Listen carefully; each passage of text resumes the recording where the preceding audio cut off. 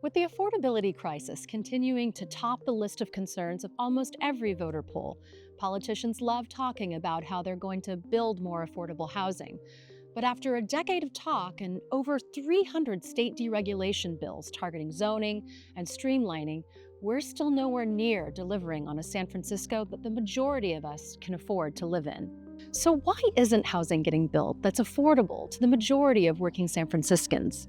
What tools are politicians overlooking that can help us unstick the 70,000 already approved units in the pipeline?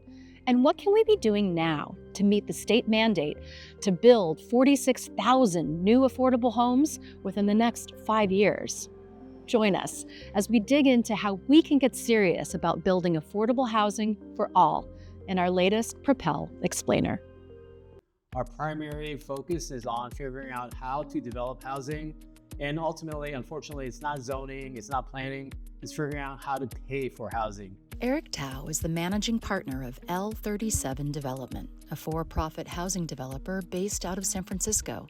Like most developers, he agrees that the number one barrier to developing housing is a lack of financing. Specifically, developers in this market are struggling to secure enough investment on the front end of a project to pay for land acquisition, pre-development, and construction costs. Investors need a guarantee that they'll get a return on their front-end investment and make a profit down the road.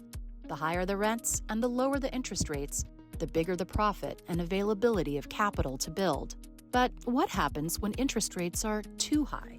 For investors to invest in new housing projects, new construction, they generally want to see a 20% return on investment. So we put together debt, investor equity, developer equity, and we try to use that capital stack to pay for the cost of housing, the project. Right now, with rising interest rates, that means we're not able to get as much debt, with costs continuing to be equal or continue to climb as pre-pandemic costs, and rents not escalating enough. They're not getting their 20% return on new investment in new housing projects. Therefore, we're not seeing any new housing starts in the San Francisco area.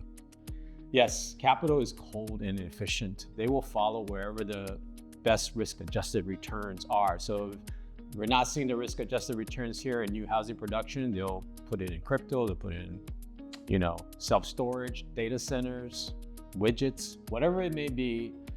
They'll see where the capital should go for better risk-adjusted return than housing if they're not getting to their 20%. Traditional affordable housing does have dedicated public funding. The problem is there's not enough of that public funding, not even close. Bo Han has spent the last 2 decades designing, developing, and managing affordable housing, most recently at Chinatown Community Development Center. CCDC is an affordable housing developer primarily serving extremely low to low-income senior and family households, often targeting residents living at or below 15% to 50% of the area median income, or AMI. Income eligibility for subsidized affordable housing varies across projects, with other affordable housers serving low-income households making 30% to 100% of AMI. By way of example, a family of 4 making 100% AMI makes around $155,000 a year. Yeah, compared to market rate housing development, putting together the sources of funds for affordable housing is much trickier. We need multiple sources of funding, and they could come from federal, state, or the city, in this case, San Francisco. There's a concept of soft money, which doesn't exist in market rate housing. Soft money means we borrow money, but we actually don't pay it back. People don't realize it. But with that, nobody's going to give you free money, right? There are so many regulatory requirements. And imagine if you have 10 different sources of public funding on your project, you have 10 different regulatory requirements, and they're very complicated. There is dedicated funding, public funding for affordable housing, but the amount that's available is so little compared to the demand that it's super competitive. Interest rates does affect us greatly, because even though if we apply for tax-exempt bonds and low-income housing tax credits, we should be getting below market construction loan interest. But it actually does get affected by the interest rate out there because that loan is still coming from a big bank. And they're not going to just lend us money, for the goodness of their heart. They need to make a profit. The bottom line is that we rely on significant public funds. And even in boom times, it was not enough. But now we're looking at severe cuts that is exacerbating our affordability crisis.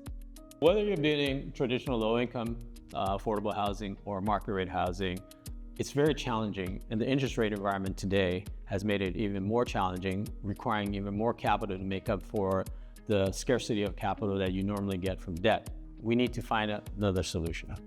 Let us translate. Eric is basically saying that capital flows to where it can make money, which is why only industries delivering a high return on investment are getting access to capital. Whether it's office towers anticipating high AI rents, or luxury mansions like those being sold by the mayor's brother, top luxury broker Alex Lurie. Investors want to go where they can make the most money. The bottom line is that without significant subsidy and the government playing a role to stabilize housing, either housing development stalls or rents will go up to ensure a return on investment. One developer lobbyist summed it up in this viral clip from City Hall. But we've got to be real. One of the challenges we have in San Francisco is we need the rent to go back up. No. We don't want rents to go up. We want rents to go down. We needed them to go down yesterday. The fact of the matter is we can't rely on volatile market conditions to determine when we get the housing we need. And the other fact of the matter is that the government invests billions of dollars in private homeownership. The government has in the past invested money in affordable housing.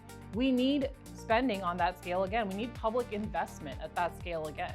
It's completely doable. It's not rocket science. And that means that we won't depend on the market to build when it wants to build. We build when we want to build because the taxpayers, us, deserve a return on our investment too.